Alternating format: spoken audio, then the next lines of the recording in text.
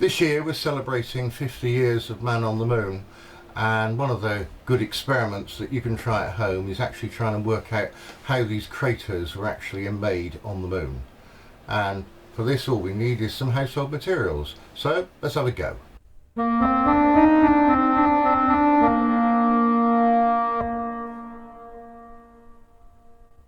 When you look at the moon, it's got lots of craters. These craters are formed by meteorite impacts, and we're going to have a look at how we do this.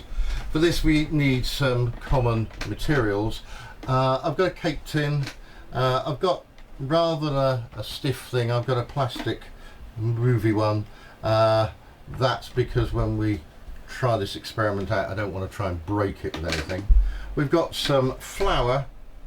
You can do this experiment a few times, so you can use and get a bit colourful flour, which is what I've got here. So there's some flour, and I'm just going to flatten this out a little bit, and I found that the other lid is perfectly a good way of trying to do that. So that gives me more or less a flat layer, which is going to be our moon regolith, the sort of soil on the moon. We might have some minerals there, so I'm just going to scatter some food confetti to represent some minerals. And then to finish the whole thing off, I'm going to take some chocolate powder. This is Nesquik, but we can use cocoa powder or other things, and I want a thin layer. So what I'm going to do is, using this little sieve, try and get a fairly thin layer. It's a bit thick in that place there, but it should just about cover the surface. And there we are, we've got our nice moon surface with its moon dust on top. And we've done this so we can try and see what's going to happen. Now we need some meteorites to try and affect an entry. I've got some fairly large ball bearings. These are about 1 centimetre. I've got some smaller ones which are about half that size, and the mass seems to make quite a lot of difference. And then I've got some really small ones. If I want to, I could even go mad with the catapult and try and add them, but at the moment what I'm just going to do is drop one. So we're going to drop this and see what happens. Well, a little bit miserable, that one.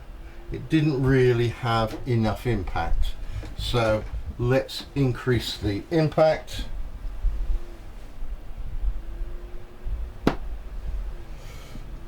We got a little bit there, not brilliant. A bit better.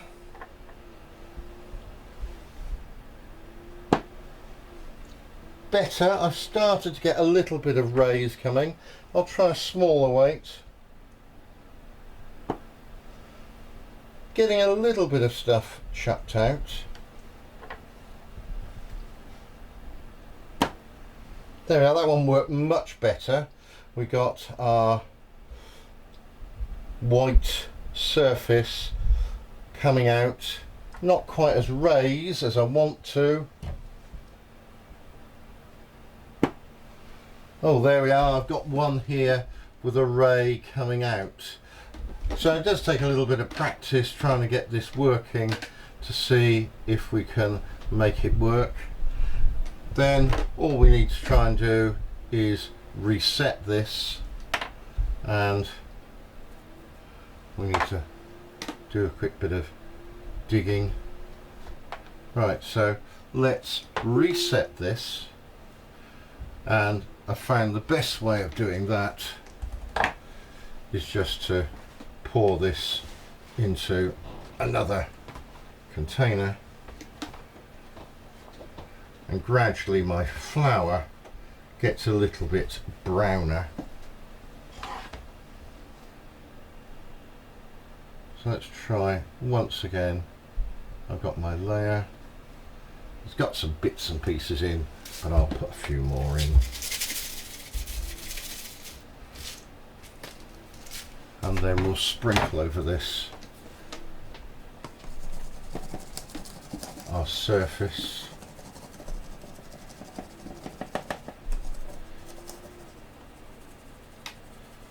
This time we've got a slightly rougher moon surface.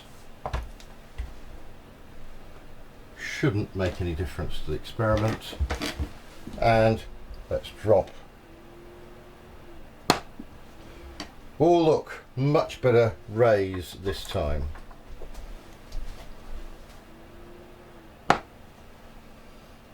Yeah, jumped out and came back in again. Yeah, slightly better raise. Not getting them quite even, I'm afraid. Perhaps I need higher impacts.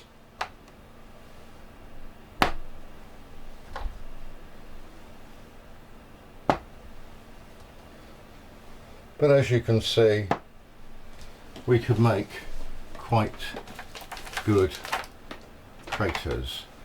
If you want to have a little bit more fun, then you can go for the catapult to try and put one in, and we'll give this a little bit of a level off before we start.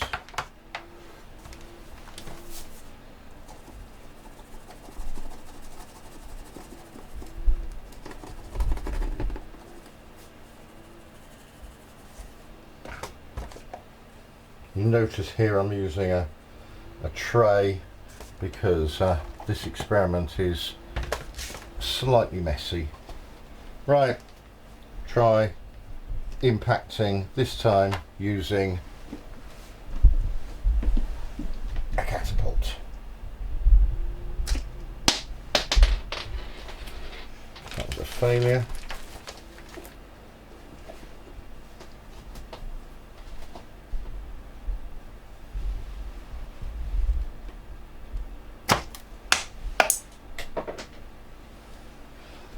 And as you can see, if we can get an oblique landing, we can actually make a much more exciting type of crater. And I'll leave you to have a play with that. And I would suggest you do that one outside. And that is what we wanted to see.